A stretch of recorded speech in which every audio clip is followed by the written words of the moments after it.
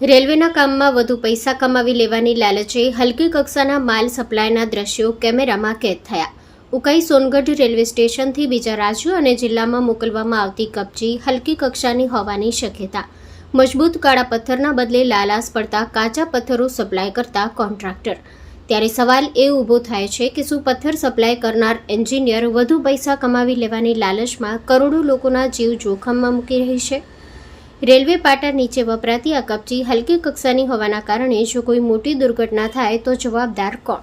હલકી કક્ષાનો માલ આપનાર એજન્સી કે માલ ખરીદનાર રેલવેના અધિકારીઓ? આ માલની ક્વોલિટી ચેક કરવાની જવાબદારી કોની? શું એજન્સી અને અધિકારીની મિલીભગતમાં સમગ્ર કૌભાંડ ચાલી રહ્યું છે? તે તપાસનો વિષય.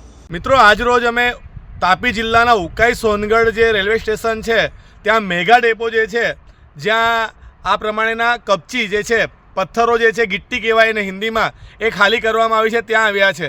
અને આ 2 નંબરનો જે છે લોડ જે છે, અહીંયા તમે આ ઢગલો જોઈ શકો છો.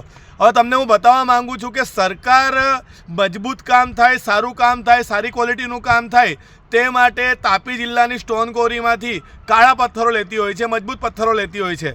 એની સામે કોઈક જે સ્ટોન કોરીવાળા છે એમની મિલીભગતમાં ને કોન્ટ્રાક્ટરને મિલીભગતમાં, જેણે અહીંયા પથ્થર ખાલી કરાવ્યા કે જે એને અહીંયાથી પથ્થર પહોંચાડવા માંગતો છે એની મિલીભગતમાં શું થયું તમને બતાવવા માંગુ છું. જુઓ, આ જે છે કોન્ટ્રાક્ટર જે સ્ટોન કોરીમાંથી આવા લાલ પથ્થરો લઈ આવેલા છે. આ લાલ પથ્થરો જે છે એ તમે કેમેરામાં જોઈ શકો છો, કાચા પથ્થર હોય છે. તમે આને સ્પષ્ટ જોઈ શકો છો. જ્યારે ખરેખર પથ્થર કેવા હોવા જોઈએ? આવા હોવા જોઈએ, કાળા.